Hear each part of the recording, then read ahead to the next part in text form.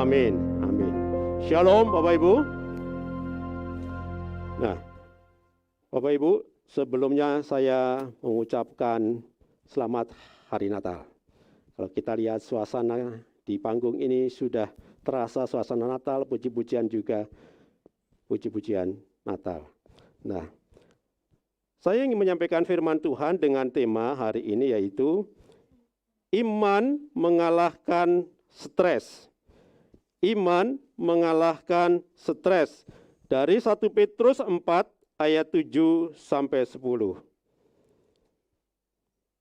Iman mengalahkan stres, yaitu dari 1 Petrus 4 ayat 7 sampai 10. Hidup orang Kristen. Kesudahan segala sesuatu sudah dekat. Karena itu kuasailah dirimu dan jadilah tenang supaya kamu dapat berdoa. Tetapi yang terutama kasihilah sungguh-sungguh seorang akan yang lain, sebab kasih menutupi banyak sekali dosa. Berilah tumpangan seorang akan yang lain dengan tidak bersungut-sungut.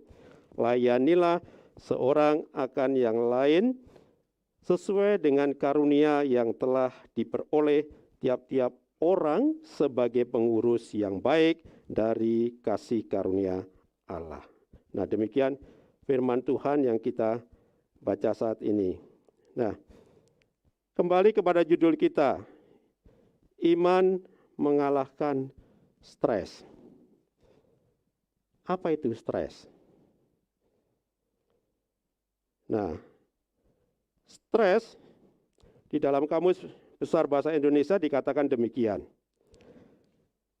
Gangguan atau kekacauan mental dan emosional yang disebabkan oleh faktor luar. Gangguan atau kekacauan mental, termasuk pikiran di dalamnya kalau mental. Dan emosional, perasaan kita juga, ya. Yang disebabkan oleh faktor luar, bukan dari dalam diri kita. Bisa juga stres diberikan pengertian ketegangan. Jadi orang stres mengalami ketegangan. Itulah pengertian stres. Tapi mari Bapak Ibu, stres ini kita lihat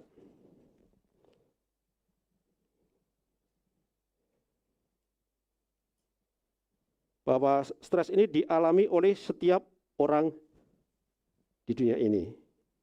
Ya, siapa yang belum pernah stres? Tentunya semua sudah pernah stres. Nah, tapi kita perhatikan judulnya. Iman mengalahkan stres. Rasa-rasanya memang kita harus jujur. Tidak ada yang tidak pernah stres. Kita pun pernah mengalami stres. Tetapi, ya, dikatakan demikian, iman mengalahkan stres. Kita diingatkan, kalau kita sedang mengalami stres di akhir tahun ini, Tuhan ingatkan kita, kita harus bisa mengalahkannya. Mengalahkan apa? Mengalahkan stres. Itu berarti kita harus bisa menguasai pikiran kita. Kita harus bisa mengendalikan diri kita dengan baik. Itu artinya Tuhan melalui firman yang hendak disampaikan ini adalah supaya kita tidak kalah dalam menghadapi stres atau mengalami stres. Tuhan inginkan setiap kita semua menang atas stres. Karena itu judul firman Tuhan ini, iman mengalahkan stres. Amin. Kita sepakat bahwa kita harus menang atas stres. Sekalipun kita mengalami stres, kita harus menang. Nah, Bapak Ibu, kalau kita lihat ya, Stres merupakan masalah yang banyak dijumpai di dalam kehidupan manusia. Kita juga mengalaminya. Ya, sebagai hal yang cenderung timbul ketika kita berusaha memikirkan, biasanya itu memikirkan masa depan. Ya, dan mencoba untuk mengatur hal-hal yang berada di luar kendali kita. Hal-hal yang di luar kendali kita. Ya, misalnya ketika kita memikirkan tentang cicilan rumah, kita punya kredit ke bank, kita memikirkan cicilan rumah, itu bisa menyebabkan stres. Memikirkan masa depan anak, mengkuliahkan anak, bisa membuat stres. Masalah penyakit bisa membuat stres. Jadi banyak hal yang bisa membuat kita stres. Tetapi kembali kepada judul kita, iman mengalahkan stres. Kita diminta menang atas stres. Pertanyaannya, bagaimana kita menang atas stres? Bagaimana kita mengatasi stres yang terjadi dalam hidup kita? Mari kita lihat cara yang pertama agar kita tidak mudah stres. Yang pertama adalah menguasai diri. Menguasai diri. Nah, ini di dalam ayat yang ke-7 bunyinya demikian. Karena itu, kuasailah dirimu dan jadilah tenang supaya kamu dapat berdoa. Yang pertama, cara untuk mengatasi stres, bahkan mengalahkan stres adalah menguasai diri. Apa menguasai diri? Menguasai pikiran kita, menguasai perasaan, menguasai kehendak kita, menguasai pikiran kita yang terjadi dalam diri kita. Stres itu kan lebih banyak di pikiran kita. Nah, bagaimana menguasai? Perhatikan baik-baik. Karena itu kuasailah dirimu. Belum selesai. Dan jadilah tenang. Rupanya menguasai diri dan jadilah tenang itu sejajar pengertiannya. Jadi mempunyai makna apa? Jadilah tenang. Untuk bisa menguasai pikiran kita, jadilah tenang. Bagaimana kita tenang? Semuanya yang terjadi pada kita, hal-hal yang di luar kemampuan kita membuat kita tidak tenang. Jadilah tenang. Yaitu ketenangan itu hanya bisa kita dapatkan hanya satu hal. Yaitu kalau kita mendekat kepada Allah. Hanya satu langkah saja. Bagaimana kita bisa mengalami tenang dan sanggup menguasai stres kita kalau kita mendekat kepada Allah. Mari kita lihat beberapa ayat berikut ini. Yang pertama adalah Mazmur 62 ayat yang kedua. Mazmur 62 ayat yang kedua. Ini tulisan daripada Daud. Daud dalam kehidupannya mengalami begitu banyak hal yang membuat dirinya tidak enak dan stres. Apa yang terjadi? Dan Daud tahu rahasianya. Hanya dekat Allah saja aku tenang. Daripadanya lah keselamatanku. Hanya dekat pada Allah saja. Itu artinya kalau ada kata saja, satu-satunya. Mendekat pada Allah saja. Supaya apa? Supaya kita bisa menguasai diri. Supaya kita menjadi tenang.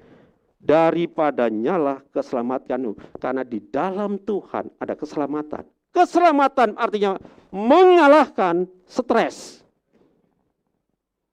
Apa Daud itu hidupnya enak-enak saja? Tidak. Daud itu bisa terusir. Hidupnya dikejar oleh Raja Saul. Raja Israel, sekaligus sebagai mertuanya, membenci dia. Tapi Daud terusir, dikejar. Stres. Banyak kali Daud itu stres. Bukankah Daud juga berkata, ada dalam lembah bayang-bayang maut. Itu menunjukkan Daud itu mengalami stres. Tapi Daud sanggup mengalahkan stres karena dia mendekat kepada Allah saja aku tenang. Daripadanya lah keselamatanku. Daripadanya lah aku mendapat kekuatan untuk mengalahkan stres. Bukankah ayat ini juga sejajar dari Matius pasal 11 ayat 28? Matius pasal 11 ayat 28, Tuhan Yesus juga berkata demikian. Marilah kepadaku semua yang letih, lesu dan berbeban berat, yang stres. Marilah kepadaku yang stres, yang berbeban berat, yang letih, lesu, yang tidak berdaya. Aku akan memberi kelegaan kepadamu. Bukankah pengertian Mazmur 62 ayat 2 dan Matius 11 ayat 28 ini sama? Tuhan Yesus menawarkan dirinya supaya setiap orang yang stres, yang berbeban berat, datang kepadaku. Lalu dikatakan begini, aku akan memberikan kelegaan. Artinya apa? Stres itu diubah menjadi lega. Pikirannya tenang. Karena itu Bapak Ibu, langkah untuk mengatasi stres ini, menguasai diri dan jadilah tenang, adalah mendekat pada Allah. Seberapa banyak kita mengalami persoalan hidup? Pertanyaannya, menjauh dari Allah atau mendekat pada Allah? Rajin beribadah atau malas-malas beribadah? Di akhir tahun ini kita diingatkan, kita harus mendekat pada Allah. Amin. Jangan lari dari Allah. Karena hanya dekat Allah saja. Lalu apa? Hatiku tenang. Yang pertama, kuasailah dirimu dan jadilah tenang. Mendekat pada Allah. Yang kedua,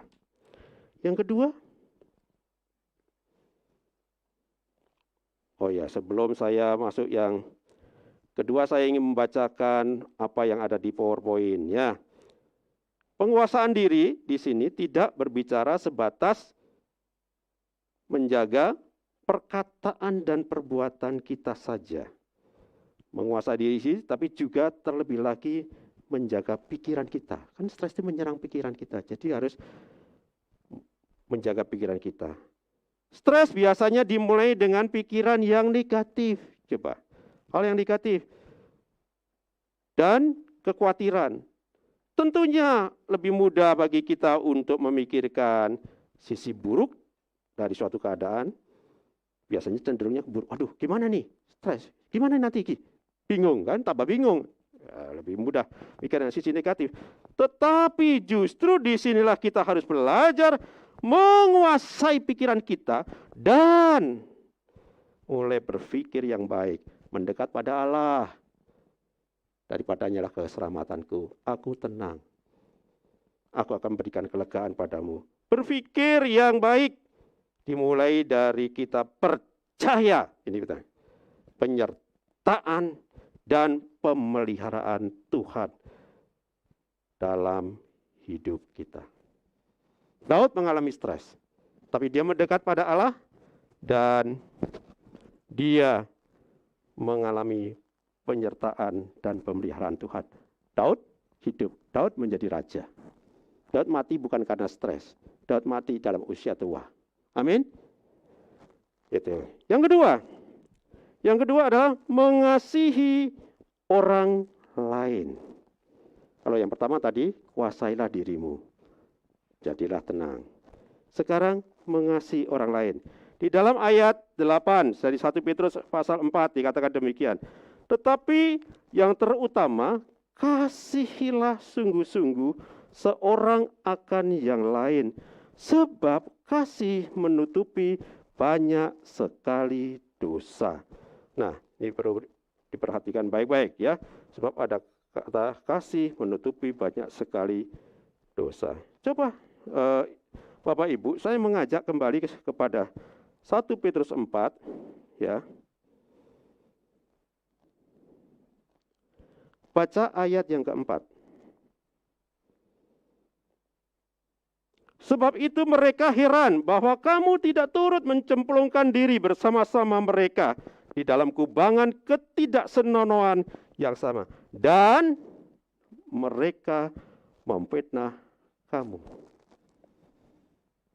Orang-orang yang belum percaya pada Tuhan Yesus melihat gaya hidup orang-orang percaya yang kepada Tuhan Yesus itu berbeda.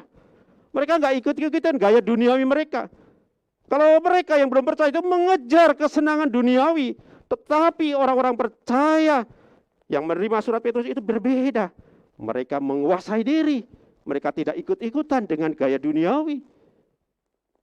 Lalu apa yang akhirnya mereka heran karena tidak ikut-ikutan gaya hidup mereka. Ingat, kita orang percaya jangan ikut-ikutan dengan cara-cara hidup duniawi dalam segala aspek kehidupan, dalam berbisnis, dalam rumah tangga, dalam pelayanan, dalam semuanya. Dan ikut-ikutan, karena kita sudah menjadi orang percaya. Harus berbeda perbuatan kita, kelakuan kita. Nah, tetapi rupanya sekalipun mereka melihat bahwa kita dulu ternyata lebih baik dari mereka, mereka nggak puas. Akhirnya apa? Mereka memfitnah. Memfitnah siapa? Orang percaya. Nah, di saat mereka memfitnah kita, Petrus mengingatkan, sekalipun mereka orang-orang yang belum percaya itu memfitnah kamu sekalian, tetapi kembali di dalam ayat yang ke-8 tadi, terutama kasihilah sungguh-sungguh, tetap mengasihi kepada yang pertama, melihat kasih itu keluar kepada siapa? Kepada orang yang fitnah, kepada orang yang membuat rugi kita, kepada orang siapa? Orang yang perlakuan kita tidak adil, kepada apa? Orang yang suka jelek-jelekin kita mungkin di medsos dan sebagainya. Kita harus mengasihi mereka. Yang pertama. Yang kedua, kasih itu kalau dikatakan demikian, kasihilah sungguh-sungguh seorang akan yang lain, itu artinya juga kasih di antara intern orang percaya. Harus juga dikembangkan kasih. Jadi seimbang, kasih keluar kepada orang-orang yang membenci kita. Bahkan orang-orang yang menghambat kita. Orang-orang yang menganiaya kita. Orang yang membuat kita menderita. Tapi juga kita mengembangkan kasih kepada sama orang percaya. Di mana? Coba kita lihat Ibrani pasal 13 ayat yang pertama. Ibrani pasal 13 ayat yang pertama. Ini pesan dari penulis kitab Ibrani. Sederhana. Peliharalah kasih persaudaraan. Peliharalah kasih persaudaraan. Di antara kita tuh, mari kita mengembangkan kasih. Kita mempraktekkan kasih satu dengan yang lain. Jangan mengembangkan kebencian, kemarahan. Kasih. Kasih.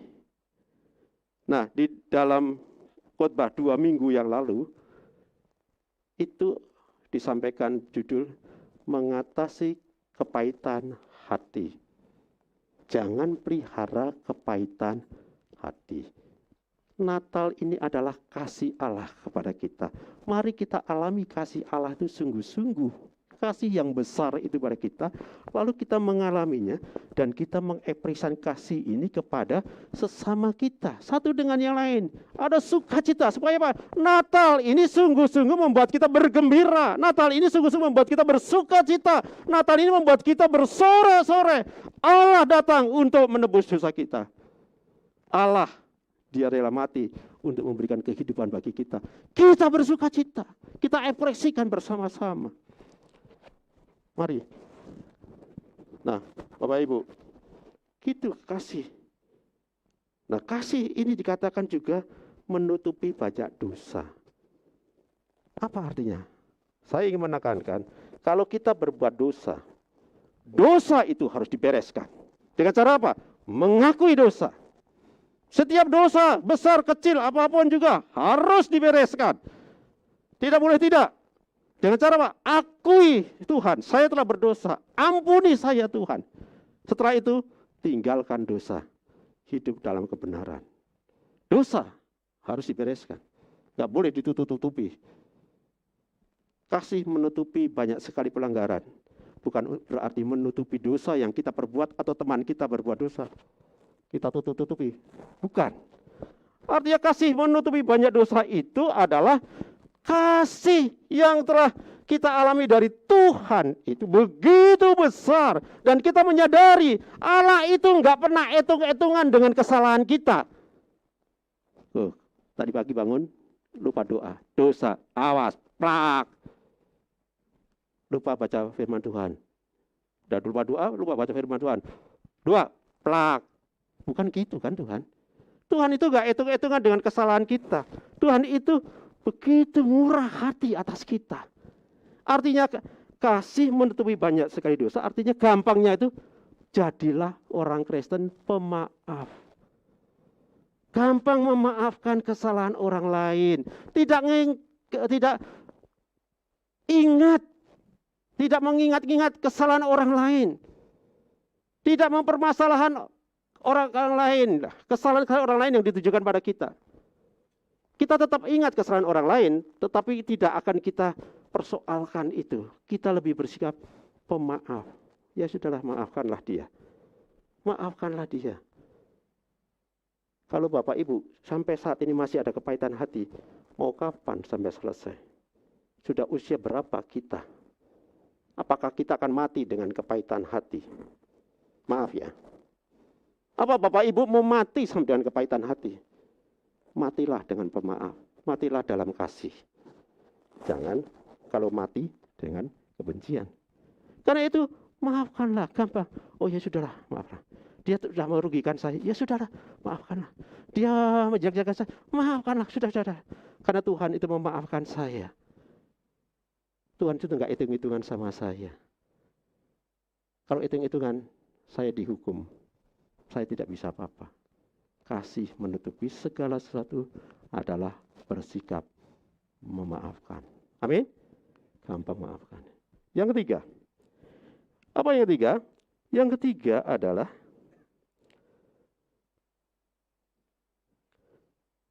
melayani orang lain. Yang pertama, menguasai diri dan menjadi tenang. Yang kedua, mengasihi. Yang ketiga, melayani orang lain. Melayani orang lain itu coba kita lihat di dalam 1 Petrus 4 tadi, ya. Ayat yang ke-9. Berilah tumpangan seorang akan yang lain dengan tidak bersungut-sungut. Berilah tumpangan seorang akan yang lain tidak bersungut-sungut. Di masa itu, Bapak Ibu, ada orang-orang hamba-hamba Tuhan yang sering pelayanan, datang mengunjungi jemaat, dan seperti Petrus mengirimkan suratnya. Tentu ada orang yang membawa surat itu kepada jemaat itu, dan jemaat itu tersebar begitu. Lalu jemaat gimana? Ya pasti nginep di rumahnya jemaat. Kalau nginep di rumah jemaat pasti menyiapkan tempat tidur, menyiapkan makan, melayani semuanya. Nah, jemaat diingatkan, melayanilah. Kalau engkau kedatangan seorang hamba Tuhan, seorang tamu, kedatangan seorang seiman, layanilah, terimalah mereka di rumahmu dengan baik. Layanilah mereka dengan baik. Jangan dengan bersungut-sungut. Nah, melayani juga tidak harus selalu begitu. Melayani juga dalam segala aspek. Melayani saat ini adalah melayani saudara-saudara kita yang membutuhkan pertolongan kita. Layani siapa saja, kan tidak usah nunggu hamba Tuhan dari luar kota nginep di rumah kita, kan gak harus begitu. Layanilah yang ada di sekitar kita. Siapa saudara-saudara kita? Saudara-saudara kita itu siapa? Saudara-saudara kita yang membutuhkan perhatian, yang membutuhkan pelayanan. Apa? Kalau Bapak Ibu diberikan karunia untuk mendengarkan, ada orang mengeluh, dengarkanlah. Tapi jangan lupa, setelah mendengarkan, sampaikan firman Tuhan. Kamu stres? Ya, aku ngerti. Bacalah Matius 11 ayat 28. Datang pada Tuhan Yesus, kembalikan mereka pada firman Tuhan. Itu melayani. Kalau memang kita diberikan karunia pelayanan berkunjung. Karena dengan demikian, kita akan lebih banyak bersyukur, ibu-ibu, bapak-bapak. Kita akan lebih banyak bersyukur. Kenapa? Karena kita melihat diri kita, itu kondisinya sebetulnya lebih baik dari banyak orang yang kita layani. Kondisi kita tuh lebih baik. Ya. Karena itu membuat kita bersyukur. Karena itu ambillah bagian pelayanan.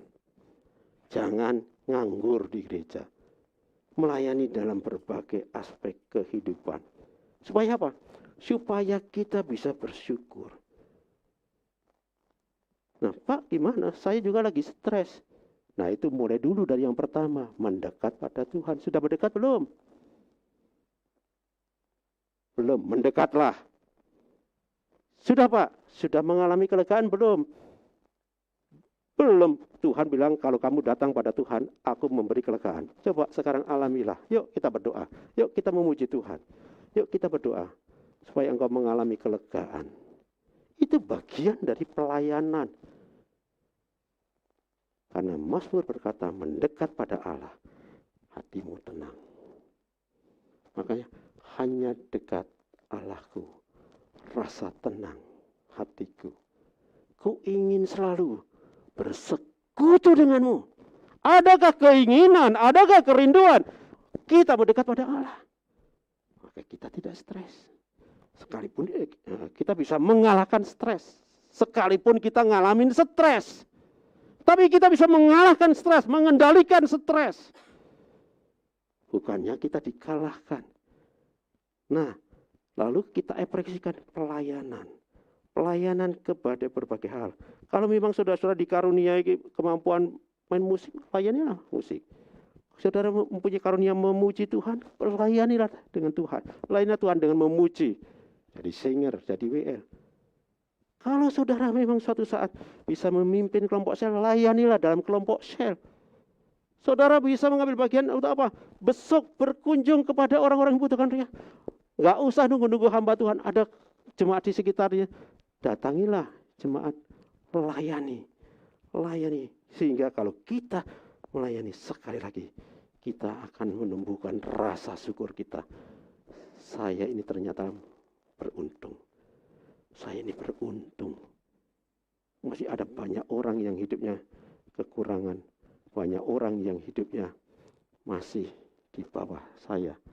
Tapi Tuhan memberi kepada saya keuntungan. Tuhan memberi kepada saya hidup yang lebih baik. Karena itu layanilah. Syukur.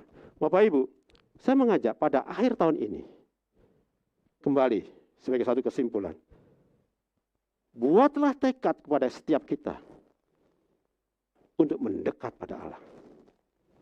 Supaya pada saat kita memasuki tahun baru 2022, apapun yang terjadi di sana, di tahun 2022, kita tenang. Kita enggak khawatir. Gonjang-ganjing politik, gonjang-ganjing ekonomi, kita tidak khawatir. Kita tenang, kita percaya. Tuhan hadir di tengah-tengah kita, memberikan pemeliharaan, memberikan perlindungannya kepada kita. Faktanya, sekalipun ada pandemi, dan apapun yang sudah terjadi dalam diri kita selama tahun 2021 sampai hari ini, kita masih hidup. Itu menunjukkan kebaikan Allah, itu menunjukkan perlindungan Allah, menunjukkan pemeliharaan Allah. Apa kita masih mau dikuasai stres? Mari lepaskan stres. Lepaskan stres. Kita mendekat pada Tuhan. Amin. Karena itu, satu lagi saya ulang. Mendekat pada Allah, mengasihi, melayani. Pesan yang kedua, jangan mati karena sakit hati. Lepaskan pengampunan. Amin. Mari kita nyanyikan satu pujian. Hanya dekat kepadamu, rasa tenang hatiku.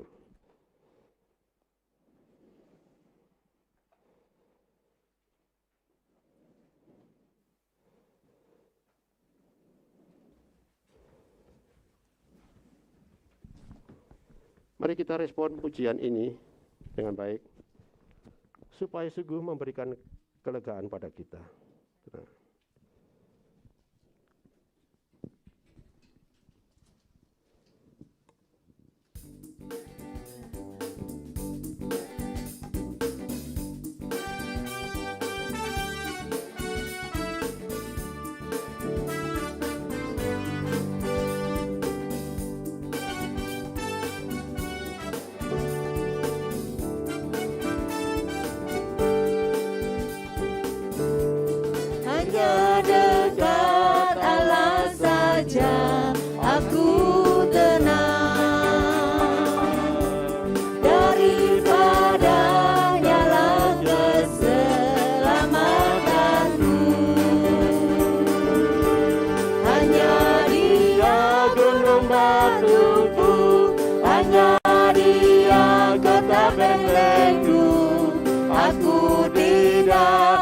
akan goyah selama-lamanya. Sekali lagi, hanya dekat. Hanya dekat Allah saja aku tenang. Daripadanya lah keselamatanku. Hanya Dia gunung batuku, hanya Dia kota bentengku. Aku tidak akan goyah selama-lamanya. Aku tidak akan goyah selama-lamanya. Aku menang atas stres. Karena itu saya pilih lagu pujian yang sukacita. Amin. Mari kita berdoa. Tuhan Yesus, terima kasih untuk kebenaran firman-Mu. Pada akhir tahun ini Tuhan, Engkau mengingatkan setiap kami supaya kami memiliki iman di dalam Engkau, sehingga iman itu mengalahkan stres yang menimpa diri kami, yang kami alami. Tanamkan firman-Mu dalam diri umat-Mu untuk sungguh-sungguh mau mendekat kepadamu, untuk mengasihi Engkau dan melayani-Mu Tuhan, sehingga hidup kami menjadi hidup yang bermakna, bukan hidup yang kosong di akhir tahun ini. Terima kasih Tuhan, berkati umat-Mu, baik yang ada di tempat ini, baik yang mengikutinya secara online, dimanapun mereka berada. Berkati mereka, Tuhan mendengar doa mereka. Dalam nama Yesus Kristus kami berdoa ucap syukur. Amin.